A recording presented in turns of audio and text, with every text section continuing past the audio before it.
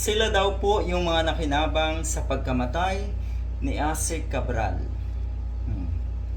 Si Senator Chis Escudero, si Saldico, at si Pulong Duterte. Sila yung pinakamalaking nakinabang sa pagkawala, pagkamatay, pagpanaw netong si Cabral. So ang tanong ngayon, bakit sila nakinabang? Kung sila ay nakinabang, sila rin kaya yung may kagagawan kaya nawala si Cabral? Sila kaya ay may kinalaman sa pagkamatay ni Cabral? Katulad ng sinasabi ni former Senator Antonio Trillanes na ang pinakamalaking kurakot na nangyari sa ating bansa ay yung 51 billion flood control allocation nga na itong si Pulong. Na ang may alam na ang nagsiwalat ay itong si Ase Cabral. Yan ang buong katotohanan.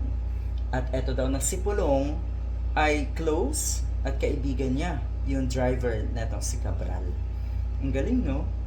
Parang kung titignan natin, alam na ng matitinong kababayan natin kung ano ang tinutumbok netong sinasabi na nakinabang, yung mga nakinabang sa pagpanaw netong si Cabral. Ang sinasabi kasi dito, may kaalaman sa budget insertion netong si Cabral, at syempre, yun nga pong 51 billion infra funds netong si Pulong Duterte sa Davao.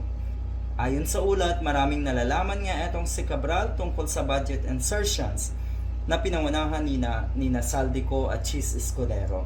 At una na rin sinabi netong mga nakakakita at kung ano yung totoong anggulo ng pagkawala nga, na etong pagbunyag na ito ang naging tila ba mitsa para magpatiwakal, para ipaligpit kung saan man doon ang totoo, etong si Cabral. Yun pong kanyang pagbunyag ng 51 billion flood control corruption nga na itong si Duterte. Mukhang yun ang naging signal para tuluyan ng mawala etong si Cabral.